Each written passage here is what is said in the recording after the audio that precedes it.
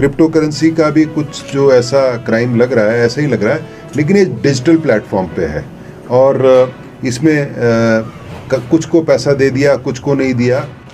तो मैंने आज रिव्यू लिया। आपको कुछ साल पहले याद होगा, एक गोल्डन फॉरेस्ट करके एक स्कीम चलती थी, एक पर्ल ग्रीन करके चलती थी, और ऐसे ही कुछ और स्कीमें चलती थी जो फॉरेस्ट रिलेटेड थी। उसमें ऐसा था कि आपको एक भरोसा दिलाया जाता था कि ये पॉपुलर के पेड़ या इस जंगलात में आपका कुछ हिस्सा है और ये जब बन के कट के होगा तो बहुत पैसा आएगा। तो आपको याद है कि बहुत लोगों ने उसमें इन्वेस्ट किया, लेकिन बाद में सबका पैसा डूब गया। तो हमने भी रिव्यू किया।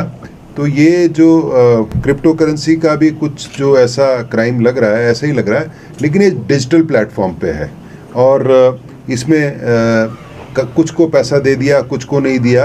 लेकिन ये जो कानून है भारत का 2019 का, उसके अनुसार ना तो आप पैसा ले सकते थे, किसी डिपॉजिट कर सकते थे, ना उसको ट्रेड कर सकते थे, ना या उसमें बेसिकली आप कुछ कमर्शियल एक्टिविटी कर सकते थे, जिसमें 10 साल की सज़ा है।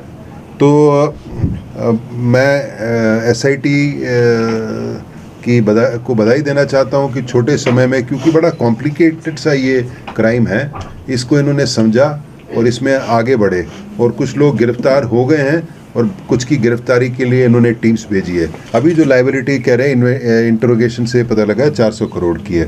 तो वो लायबिलिटी, इनकी जो प्रॉपर्टी को पूरी मैप करके चिन्हित करके उसको हम सीज करेंगे। उस लायबिलिटी से फिर आगे जिनका पैसा देना है, देनदारी है, वो करवाएंगे। देखिए ऐसा है, ये जैसे अभिषेक ने बताया कि एक ये स्पेशल एक्ट है, तो स्पेशल एक्ट के स्पेशल जज हैं और इसके स्पेशल जज सेशन जज शिमला है। तो सारी अब आगे की कार्रवाई वहीं होगी। एक तो 420 है और एक जो डिपॉजिटर्स वाला एक्ट है, उसकी कार्रवाई सारी शिमला में होगी। तो अब जितने भी हम एक्यूज पकड़ेंगे, जितने भी मुलजिम पकड़ेंगे, हमको उधर ही पेश करने पड़ेंगे। अभी जो रिमांड में भी भेजे हैं, तो जो सेशन जज शिमला के ऑर्डर से ही भेजे हैं। देखिए ऐसा है, जैसे जब ये केस हुआ था, SIT बनी थी, तो हमको लगा था कि प्रॉब्ली एक नॉर्मल केस होगा, लेकिन जैसे जैसे इसकी तह तक पहुंच रहे हैं, ये बड़ा केस है। और इसमें अभिषेक ने बताया कि इनकम टैक्स अथॉरिटीज़ भी, क्योंकि इसको हम पैन नंबर के साथ मैप करेंगे तभी पता लगेगा। दूसरा है कि ये हम एक वित्त मंत्रालय में होता है फाइनेंशियल इंटेलिजेंस यूनिट, क्योंकि बैंकिंग का सिस्टम का, प्रॉपर्टी का सिस्टम का सब नॉलेज उन्हीं को होता है। तो हमको उनको भी रेफ़र करेंगे ताकि ये पूरी जो फाइनेंशियल मैपिंग है वो कर सकें। उसके बाद ही इसमें पता लगेगा।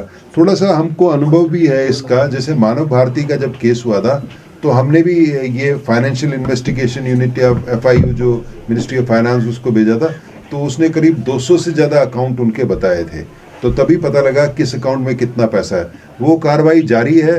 अंग्रेजी में बोलते हैं वर्क इज़ इन प्रोग्रेस, कार्य प्रगति पे है। और काफ़ी लंबी इन्वेस्टिगेशन है। मॉडस ऑपरेंडी जैसे मेरे अधिकारियों ने बताया, जो वारदात करने का तरीका है बड़ा इनोवेटिव है, बड़ा अनोखा है। इसलिए शुरू में हमको भी थोड़ा सा समझ आने में समय लगा, लेकिन अब हमने एक केस पकड़ लिया है और इसमें गति पकड़ ली है इसने।